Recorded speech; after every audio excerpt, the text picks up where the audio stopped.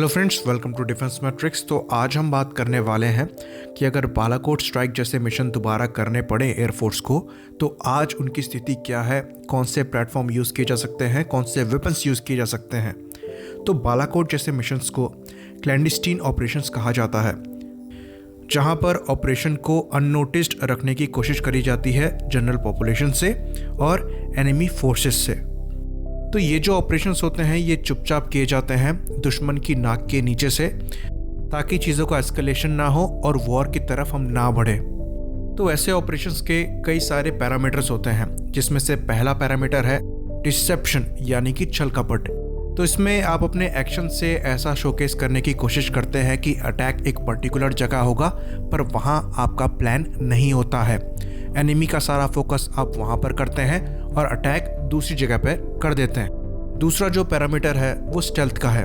यहाँ पर जो आपके एयरक्राफ्ट बॉम्बिंग मिशंस परफॉर्म करने वाले हैं वो ऐसे होने चाहिए कि वो रडार में ना दिखाई दे और उनके मूवमेंट के बारे में ना पता लगे। तो इसके लिए लो फ्लाइंग करी जा सकती है और एयरक्राफ्ट ऐसे चूज़ किए जा सकते हैं जिनका रडार क्रॉस सेक्शन काफ़ी कम है। तीसरा पैरामीटर जो है वो है गाइडेड वेपन्स का, जिन्हें स्टैंड ऑफ रेंजेस से फायर किया जा सके। तो यहाँ पर एक परेशानी आती है कि अगर आप लो फ्लाइंग करेंगे तो वेपन्स को स्टैंड ऑफ रेंजेस से फायर करना थोड़ा मुश्किल हो जाएगा। तो ये जो गाइडेड बॉम्ब्स होते हैं उनको जितना हायर एल्टीट्यूड से फायर किया जाए उतनी ज़्यादा स्टैंड ऑफ रेंज देने में सक्षम होते हैं। तो यहाँ पर स्टैंड ऑफ रेंजेस से अगर फायर करना है तो आपको हाई फ्लाई करना पड़ेगा, और एक बार अगर आप ऊपर आ गए तो एनिमी का रडार आपको पकड़ लेगा, और तब आपको बेटर कॉम्बैट एयर पेट्रोल चाहिए एनिमी के एयरक्राफ्ट से बचने के लिए। और साथ ही साथ जो आपके एयरक्राफ्ट बॉम्बिंग करने आ रहे हैं उनमें बेहतरीन स्पीड भी होनी चाहिए, ताकि वो उनके स्क्रैम्बल करने से पहले वापस अपने एरिया में आ सकें।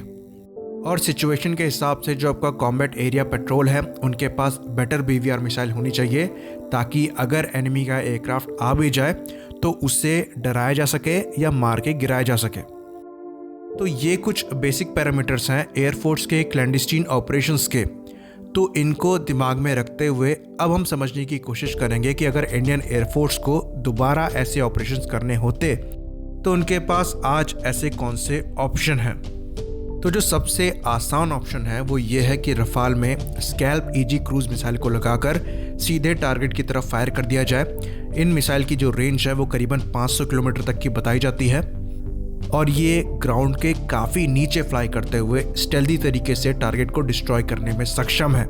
ये बहुत ही आसानी से काम कर देगी। तो इसके बारे में किसी को कुछ पता भी नहीं लग पाएगा क्या हुआ, और टारगेट डिस्ट्रॉय हो जाएगा। सब कुछ सेफली ख़त्म हो जाएगा, ज़्यादा दिमाग लगाने की ज़रूरत नहीं है। लेकिन इस मिसाइल को यूज़ करने से ये है कि जो मैसेज भेजना है कि आपको दूसरी कंट्री में भी घुसकर मारा जाएगा, वो नहीं जाएगा। तो जब बॉर्डर क्रॉस करके बॉम्ब गिराया जाता है तो वो एक सिग्नल होता है टेररिस्टों के लिए भी कि वो किसी भी कंट्री में सेफ नहीं है, और उस देश के लिए भी जो इन आतंकवादियों को रखता है। तो यहाँ पर मेन मुद्दा आतंकवादियों को मारना नहीं है। आप 300 मारोगे, कल को 300 फिर आ जाएंगे। मेन मुद्दा है मैसेज देने का, ताकि उनको ये पता लगे कि अगर दोबारा 300 खड़े किए जाएंगे तो वो भी मारे जाएंगे, और कहीं भी रहें वहीं मारे जाएंगे।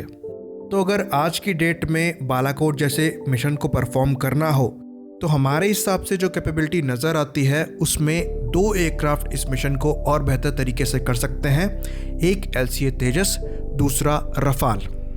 तेजस की कैपेबिलिटी की बात करें तो ये एयरक्राफ्ट काफ़ी छोटा है साइज़ में, तो इसका रडार क्रॉस सेक्शन काफ़ी कम है। वेपन्स लगने के बाद जो रडार क्रॉस सेक्शन है वो थोड़ा बढ़ता है, पर इसका बाकी किसी एयरक्राफ्ट से कम रहेगा।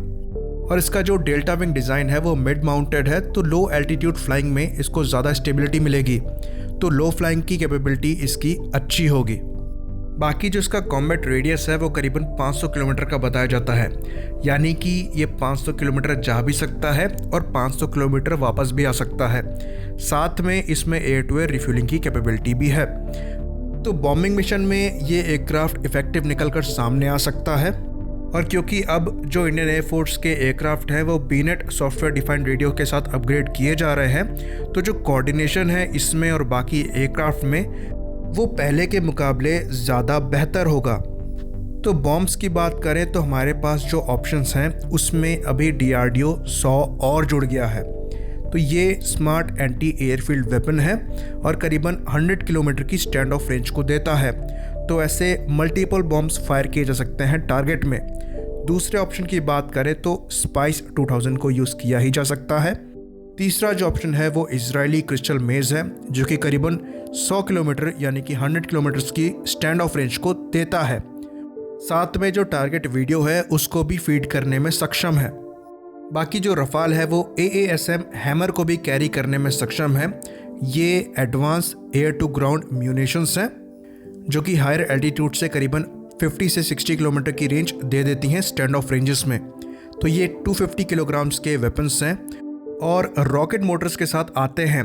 तो पहाड़ी एरिया में इन वेपन को यूज़ करके पहाड़ के पीछे से फायर किया जा सकता है और ये पहाड़ की दूसरी साइड भी टारगेट को डिस्ट्रॉय करने में सक्षम होंगे। तो तेजस रफाल के साथ बॉर्डर क्रॉस कर सकता है, जहां पर तेजस बॉम्बिंग कर सकते हैं, रफाल कवर भी प्रोवाइड कर सकता है और अपने हैमर को यूज़ करके जो किल है उसको कंफर्म भी कर सकता है।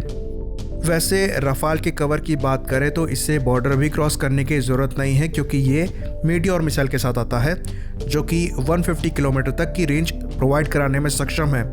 पर रफाल का जो आर्चर्स है वो इतना कम है कि वो तेजस के साथ बॉर्डर क्रॉस करके भी उन्हें कवर प्रोवाइड करा सकता है।